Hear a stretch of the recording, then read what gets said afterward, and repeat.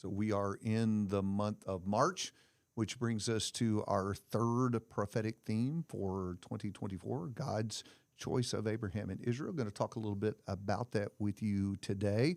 Before we get to that, along with our new theme for March, we're also adding a new minor prophet. So remember, we have our prophetic theme that we're tracing all the way through the prophets.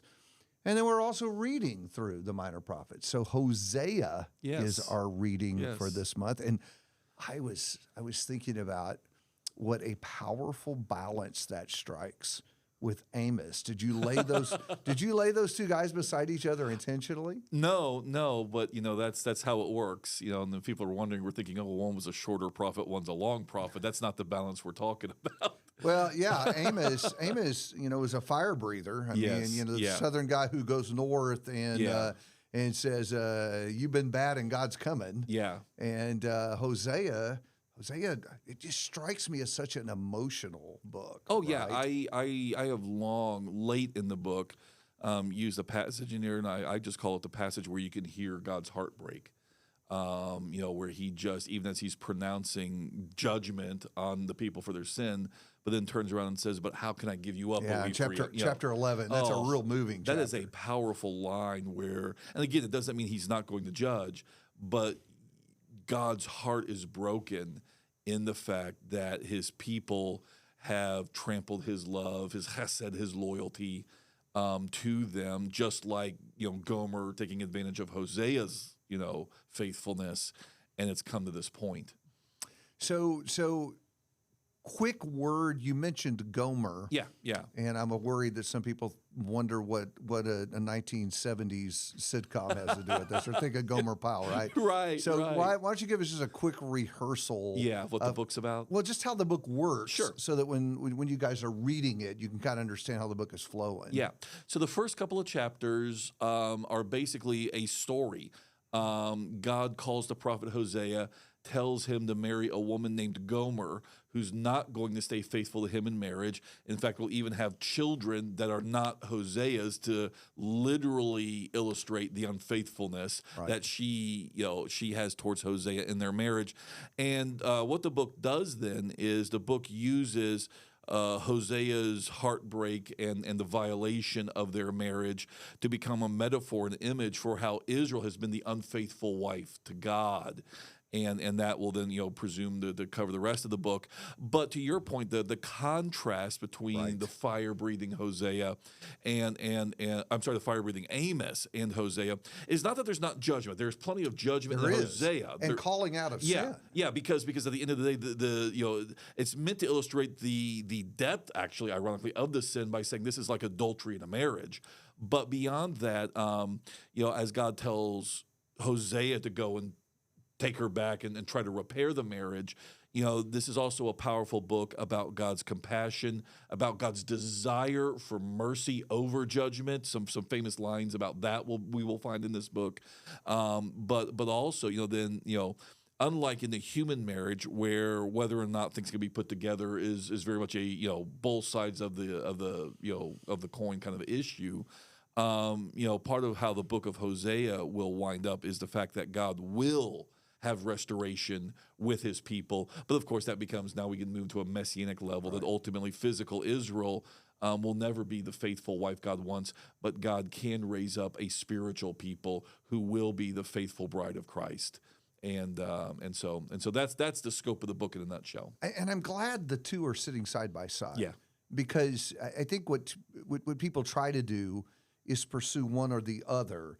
Or they want to focus on God as just the God of wrath, or they want to focus on God as just the God of love and compassion for his people. And, and I think it's useful to have these two sitting next to each other, because both things about God are true, just like they're good, are true of any good parent. I mean, parents certainly love their children. They're heartbroken over their children's folly, but at the same time, if you haven't been mad at your kids, you don't have a teenager. That's the problem there, right? Because there is, and it isn't just anger to be angry. It is anger over the damage that they do to themselves, and frustration that I can't move this kid where he wants to be. And so really, one of the things I love about Hosea is it sort of, well, both the books sort of give us a picture of what it is to be God. Right. Well, and just judgment is actually a factor of love. Right. It is. We miss that in the world's.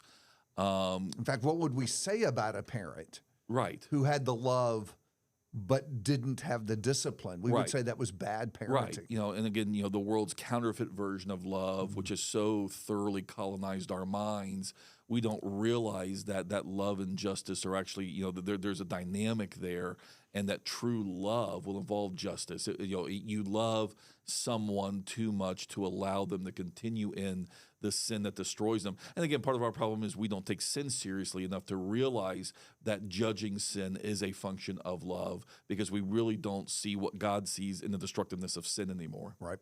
Okay, so that's Hosea, guys. In fact, if you've got some questions about the prophet and you want to pitch that to us over the course of March, we'll work it into the weekly podcast and try to cover some of that for you. The other thing we're going to be doing this month, though, is focusing on this theme that threads throughout the prophets. You notice the slide behind us, God's choice of Abraham and Israel. One of the major themes encountered again and again throughout all of the prophets is this, or most of the prophets, I guess I should say, is this decision God has made to use Israel and Abraham for his purpose, ultimately the purpose of bringing the Messiah into the world. So we got some readings this first week that sort of begin that process. Yeah. And oddly enough, Jeff takes us back to Genesis. Surprise, surprise. Yeah. The story of beginnings in the book of, a lot of the ground floor of what God intended and what God intended after the fall about how he was still going to have a people and have relationship with mankind. And so a couple of things as we enter this part of our readings in the prophets this year. Number one is to realize that the prophets are very much covenantal thinkers. They think in terms of the covenants that God has made, the Abrahamic, the Mosaic covenant, the Davidic covenant. But we start this month with God's covenant with Abraham, God's choice with Abraham. The readings are basically three key moments in the Abraham story where God's choice of Abraham to be the covenantal partner through whom God would unavoidably, inevitably, despite human sinfulness, despite even the sinfulness of Abraham's own family and descendants, God would bring blessing to mankind, which, to your point, is ultimately going to be through Abraham. Literally, Jesus Christ comes.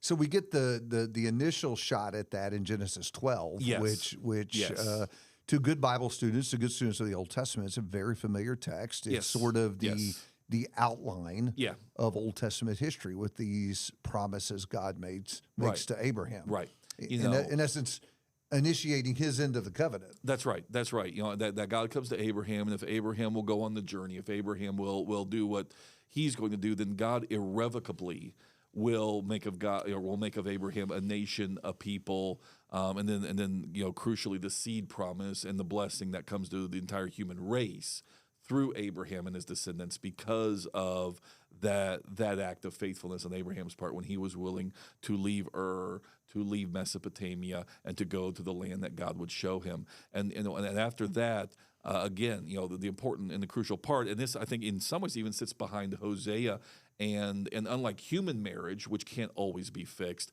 God is going to still accomplish his purposes in Israel, despite Israel's own unfaithfulness. The Abrahamic covenant, will not fail despite human sinfulness. God has, after Abraham and Abraham's obedience, God has pledged himself to make this blessing happen. And the key when you're talking about there is Genesis 12:3. Yes. In you, all families of the earth will be blessed. That's right. So we call it the seed or the blessing promise. That's right. Which is pointing to Jesus. That's right. And so the rest of the Old Testament story is the mapping out about how God through Israel is going to bring Jesus into the world. And let me add right there to that point, for those of you who want a little extra Bible reading this week, Galatians chapter 3 is where Paul explicitly connects that Genesis 12 seed concept to Abraham and the coming of Jesus. So for those of you who want a little extra bonus reading this week, you can go do that. Go check out Galatians chapter 3. Yeah. Okay, so you threw 15 in here, Genesis 15 as well. Yes. You want to connect that? Sure. to where we're going as this progresses? Sure. So, so by this point in the story, Abraham has obeyed God. He has taken up residence in the now known land of what we would call Canaan back then. And so he has held up his end of the deal, and yet he and Sarah have still had no children. And so he basically is wondering to God, where where the children are. Where's a baby? I mean, Genesis is just the child drama book. Well, isn't sure. it? All the way through, you've got child Well, and drama. remember, the book started with "Be fruitful and multiply." I mean, that literally is part of the human drama, and part of what got complicated in the fall. So, anyways, and in the context of that, God, in language similar to Genesis 12, with the stars of the sky, sand of the seashore, how great your descendants are going to be, how numerous. God reaffirms, in a really fascinating story, reaffirms to Abraham that yes, this covenant's going to stand. I will keep my word. Yeah, it'd be worth. There are actually several places as you make your way through these early chapters of Genesis where you find that renewal of the promise and some dramatic demonstrations that God will keep His end of the deal. Right. And then you brought us to 22, which is post birth of Isaac. Right. Now we know the child's name is Isaac. In that famous chapter in chapter 22 where God says, now go sacrifice him as an offering for me. Right. And so you're looking on the back end of that story, right? Yeah, starting in verse 15 or so. And there the angel of the Lord called to Abraham a second time and basically says to him, because you have done this and have not withheld your son, your only son. And remember what that means, right? Abraham was literally at the verge of sacrificing Isaac, had put him on the altar, knife at hand and ready to go. Knowing what's hanging on this. This is the descendant of the Messiah. Going back to chapter 15, where, and then some of the chapters beyond that we didn't read, where God made very clear it has to be a son of Abraham and Sarah. Son of Abraham and Hagar is not going to work. Right. So again, God has already basically told Abraham it has to be this guy. It has to be this son, not Ishmael, not by any other woman. And and this is the only son that Sarah's had. So to your point, the drama of, so for Abraham, not just the emotional for any of us to sacrifice one of our own children, but also Abraham's life for decades. He spent his life for decades trusting that God is going to keep this covenant. Despite all evidence to the contrary, and then finally has this one child through Sarah, and now he's told to basically give him back to kill him, and Abraham was willing to do that. So a colossal act of faith in that regard, in terms of how is God going to keep His word, and that's why we get this rendering that I will surely bless you, I will surely multiply you, and then again we're back to familiar language, sand of the seashore, stars of the sky, the familiar formula of the Abrahamic covenant. Yeah, the Hebrew writer says he knew, whatever God had to do, God could even if He had to raise somebody from the dead.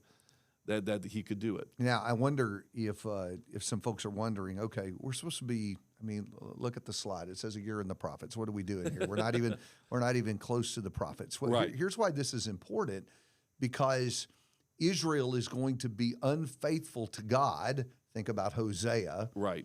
And so the question then becomes, as God judges them and carries them away into captivity, what about this promise? Right. And that's important to me and you, because this is the promise about the Savior coming into the world. And so that theme is threading throughout the prophets. What about the promise to Abraham? If Israel's wicked and God judges and Judah ends up in Babylonian captivity and their land has been decimated, what about the Messiah? Has God forgotten about that? So it will be a key prophetic theme. We'll work some more on that as we go through the month of March.